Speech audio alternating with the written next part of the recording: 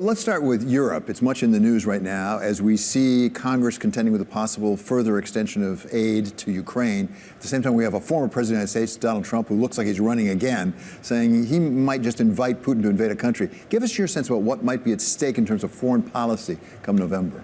Well, while there's likely to be some continuity on certain issues, certainly President Trump is perceived to be more isolationist, less invested in managing the alliances and partnerships that we have around the world. And that ultimately, I think, weakens the United States and its capacity to get things done around the world. Ukraine is a perfect example. The ability to get aid through Congress to the Ukrainians and demonstrate to Russia that we're not going to stand by as another country invades and tries to take territory by force. That's been a core rule since the end of the Second World War, and it's now very much at stake, not just for the Ukrainians, but for the whole system. There's the geopolitical risk potentially for Europe, if in fact there's a shift in U.S. position on this. What about in your old neck of the woods like trade? Because we've also seen President Trump, when he was in office, really put pressure on Europe in terms of tariffs and other activities. What's the risk there economically for Europe? I think the Europeans face a whole series of risks. I mean, first of all, we each have our comparative advantage. The U.S. innovates, Europe regulates. And so they're starting always from a slightly slower growth than we are. They haven't recovered as well. Now they face the prospects of increased tariffs. President Trump has talked about tripling our tariff from 3.5% average tariff to 10%. That'll affect those economies that are more dependent on trade than we are, including Europe. More pressure on them to raise their defense spending, particularly if we're not at the table contributing our part of what needs to be done for Ukraine and for NATO generally. And I think that, and then potentially further pressure from Russia. And so the Europeans, I think, face a whole series of economic challenges because of the changing geopolitics. When you mentioned tariffs, I think of China, because we've also had the former President Donald Trump say that he would raise as high as 60% or even higher tariffs on China, which might effectively cut off trade with China. Give us your sense of Asia and the trade relationships there. Well, the tariffs have certainly reduced imports from China as a percentage of our overall imports. But what we've seen is Chinese companies have moved to other countries, to Vietnam, to Malaysia, to Mexico, and trade from exports from those countries to the United States have increased by about the same amount. So we're not necessarily seeing the job creation here that I believe President Trump hoped to see through the imposition of tariffs. There have been a lot of studies. We haven't seen much job creation because of the tariffs and because of the retaliatory tariffs that other countries impose on us. We've actually seen a negative impact on our economy as well. Well, that's what I was going to ask about. Apart from the job issue, what about growth for U.S. growth? What's the best trade policy to help U.S. grow?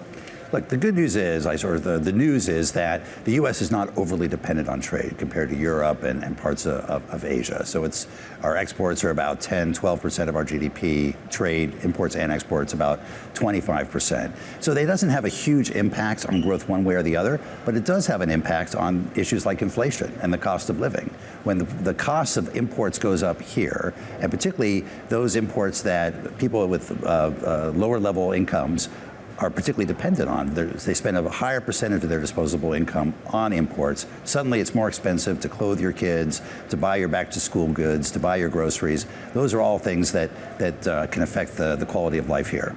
Another area I know you're focused on at this Council on Foreign Relations, many of us are right now, is the Middle East. What's going on with Israel, Hamas in Gaza. At the same time, we read increasingly there might be some hope for some sort of a relationship with the U.S., Israel, and Saudi Arabia, that Mohammed bin Salman, the Crown Prince, actually is interested in trying to do something with Israel. Is there an upside? Because after all, President Trump did have a record with the Abraham Accords when he was in office. I think that's right. I think the Abraham Accords represented a significant shift of our policy in the region and some very positive movement there. The question is whether Saudi Arabia will join. They were well on their way toward normalizing relationships with Israel prior to October 7th, and now it looks like there is a possibility if the underlying issues around the Palestinian questions could be addressed as well. One of the big issues is just continuity, stability in relationships. Give us your assessment of how President Biden has done in terms of allies around the world, but for that matter, adversaries as well, so they know where we stand, as opposed to President Trump. Sometimes there are advantages, right, to not knowing exactly where the United States is. Richard Nixon famously said he wanted, I think it was Khrushchev, to think there's a 10% chance he's crazy. Well, look, I think President Biden, one of the big differences between the Trump administration and the Biden administration is the degree to which President Biden Biden has invested in alliances and partnerships.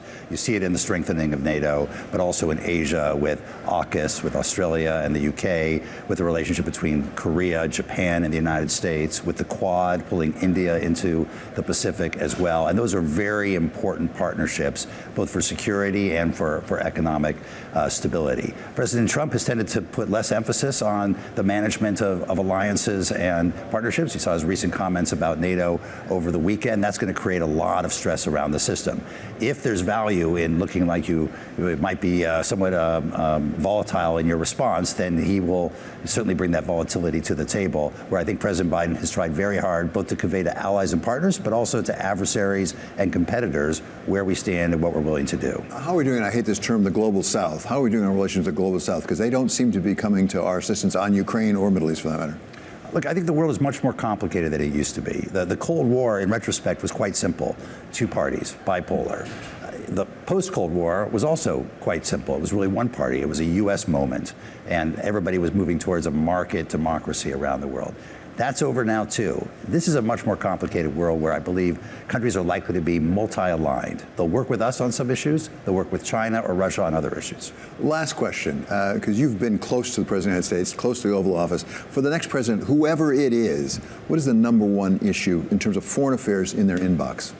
Well, I think to be strong in foreign affairs, you also have to be strong at home. And so I think investing in the U.S. economy, having a strong economy, strong alliances, strong military, those seem to be the core principles of a good U.S. position in the world.